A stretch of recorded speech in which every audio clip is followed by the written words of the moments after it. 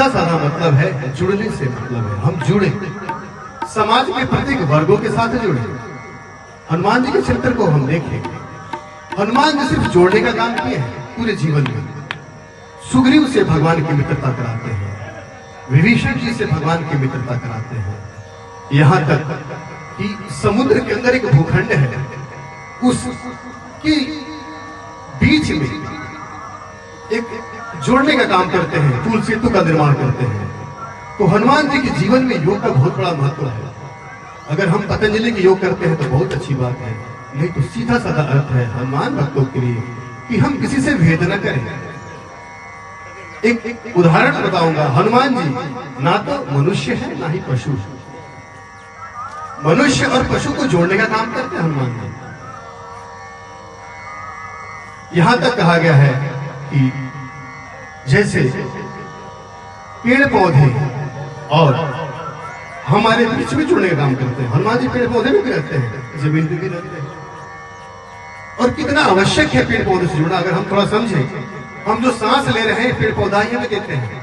अगर हम पेड़ पौधों से न जुड़े तो हमारा अस्तित्व ही नहीं रहेगा।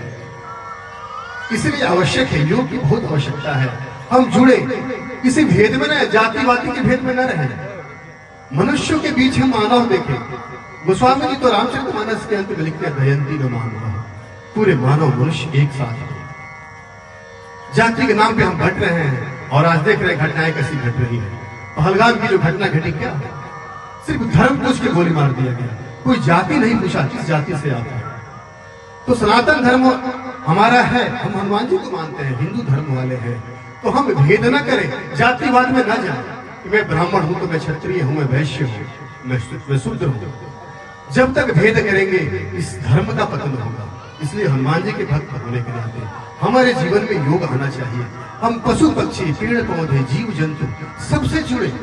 और हमारा वास्तविक कर्म मनुष्य का यही है, इस धरती पे आने के बाद इस पूरे जितने भी जीव हैं इस सृष्टि पे, उस सबको पालन करने का हमारा दायित्व है।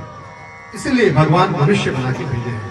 हम इतनी बुद्धि दिए हैं, इतना सामर्थ्य दिए हैं, इतना विवेक दिए हैं, इतनी क्षमता दिए हैं कि प्रत्येक जीव का पालन करें, पेड़ पौधों का पालन करें, तब हमारा अस्तित्व अपने आप रहेगा। तो पहला नियम हनुमान भक्त के लिए योग। दूसरा सबसे महत्वपूर्ण नियम, अगर हनुमान भक्त को मानते हैं तो हमारे जीवन में